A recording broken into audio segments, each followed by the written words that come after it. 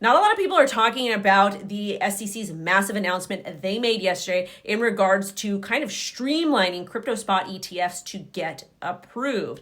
But it's understandable because the XRP and Dogecoin Rex Osprey ETFs have kind of taken the lead. I mean, the XRP spot Rex Osprey ETF hit about 24 million within the first 90 minutes of trading, which broke records. And then the Dogecoin Rex Osprey ETF hit about 6 million in volume, which again, most of these ETFs trade 1 million on day one. I'm talking about non-crypto ETFs. So it makes sense. Also, please note that these ETFs, they are derivatives of spot ETFs, but either way, it's still incredibly bullish. But let's go ahead and focus on what the SEC said and the new guidelines they released, because this is going to open the floodgates for probably about many crypto spot ETFs to get approved and hit our goal of releasing all of these approving them quarter four of 2025. And yes, it's a lot of your favorite crypto assets that we've been talking about on this channel. I've been pushing you to put on your watch list and pay attention to, because the more liquidity that comes in and volume and all of that,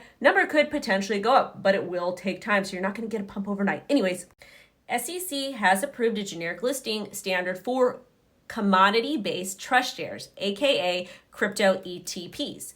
So it accelerates the path for spot crypto ETFs without needing a 19B4 filing, which was kind of a pain for a lot of applicants. And this accelerates a path for the spot crypto ETPs because it actually takes the ETF approval time from 240 days to as little as 75 days. But it only applies to a select group of crypto assets. I'm gonna let you know every single one. And again, it's stuff we've talked about on the show, top 100 crypto assets for the most part. So it applies to crypto assets with futures contracts trading on regulated exchange for at least 6 months. For example, Coinbase derivatives. And here's the list.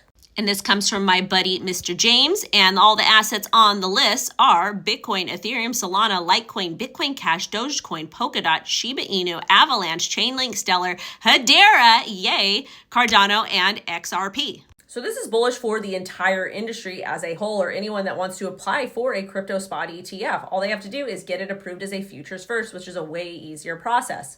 And I know this was really a long process, but you guys have to understand, to make any type of law changes, it takes time, especially when it's over at the SEC or just in general. So all of this stuff, lowered of the interest rates, the crypto spot ETFs, this is all lining up for a massive super cycle in my personal opinion. And I know a lot of people are going to want things to happen overnight, but you are going to have to be very cautious and calculated here. Most people get wrecked investing because they don't practice self-control. So we're probably not going to see a crazy pump overnight, but we are going to see the continuous amount of liquidity and volume funnel through.